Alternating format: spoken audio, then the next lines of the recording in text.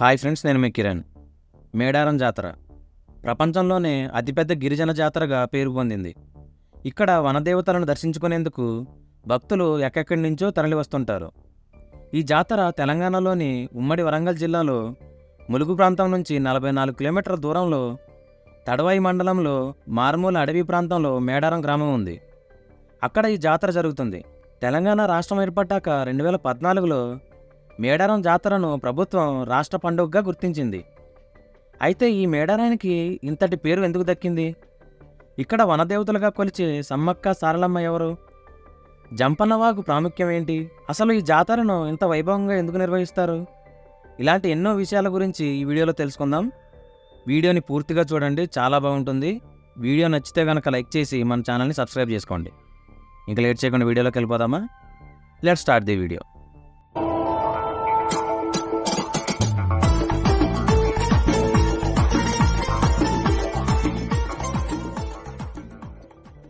మేడారం జాతరని సమ్మక్క సారక్క జాతర లేదా సమ్మక్క సారలమ్మ జాతర అని కూడా అంటారు.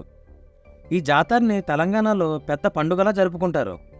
ఈ జాతర ద్వారా గిరిజన దేవతలను పూజిస్తారు. ఈ జాతరలో ఆచారాలు కోయ తేగ పూజారులతో కోయ ఆచారాలు మరియు సాంప్రదాయాలకు అనుగుణంగా నిర్వహించబడుతుంది.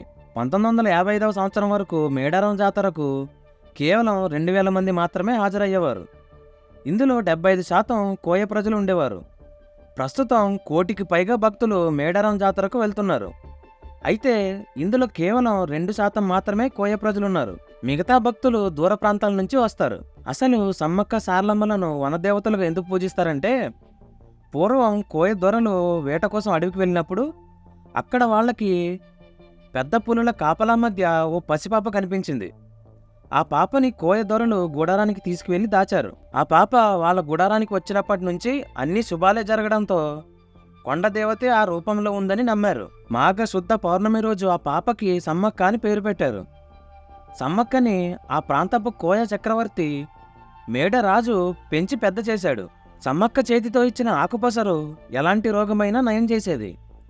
సమ్మక్క అస్తవాసి వారి నమ్మకాన్ని బలపరిచింది. క్రీస్తు శకం 1260 నుంచి 1320 కాలంలో, అంటే కాకతీయ ఏలుబడిలో ఇప్పటి జగిత్యాల జిల్లా ప్రాంతంలోని పోలవాసను గిరిజన దొర మేడరాజు పాలిస్తూ ఉండేవాడు.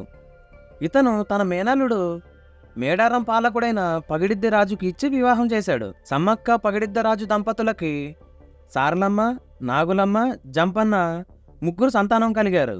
మేడారాన్ని పాలిస్తున్న పగిడిద్ద రాజు కాకతీయుల సామంతుడు.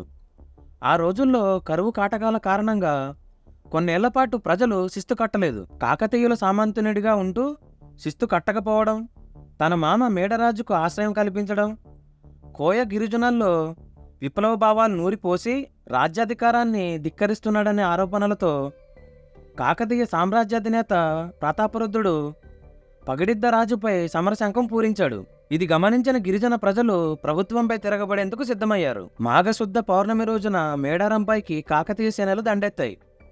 ఈ క్రమంలో ములుగు జిల్లాలో లక్కవరం సరస్సు వద్ద గిరిజనులకు కాకతీయ సేనలకు మధ్య యుద్ధం జరిగింది. ఈ క్రమంలో సాంప్రదాయ ఆయుధాలతో పగిడిద్ద రాజు, సారలమ్మ, నాగులమ్మ, జంపన్న, అలాగే గోవందరాజులు, అంటే పగిడిద్ద రాజు అల్లుడు, విరోచితంగా పోరాటం చేశారు. కానీ కాకతీయ సేనల దాటికి తట్టుకోలేక మేడరాజు, పగిడిద్దరాజు, సారలమ్మ, నాగులమ్మ, గోవిందరాజులు యుద్ధంలో మరణించారు. వారి మరణ వార్త విన్న జంపన్న అవమానాన్ని తట్టుకోలేక అక్కడి సంపన్నవాగులో దూకి ఆత్మహత్య చేసుకున్నాడు.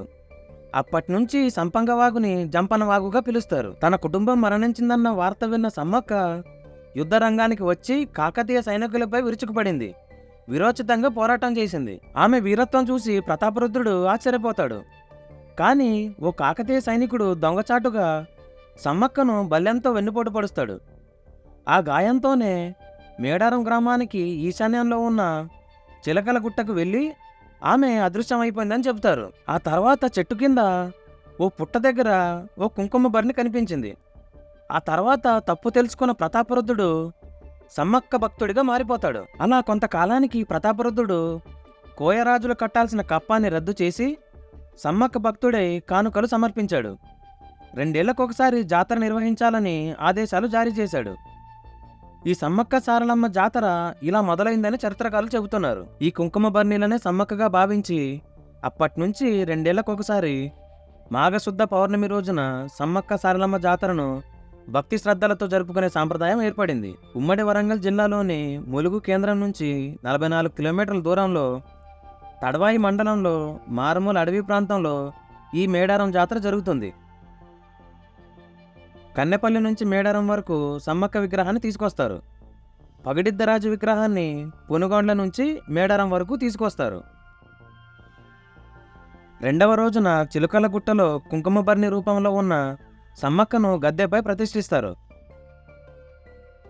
ఈ రోజున సమ్మక్క మరియు సారలక్క భర్తలైన పగిడిద్దరాజు మరియు గోవిందరాజులను పూజిస్తారు. భక్తులు జంపనవాగులో స్నానం చేసి సమ్మక్క సారలక్కకు నైవేద్యం సమర్పించే ముందు బెల్లంతో తూకం వేస్తారు.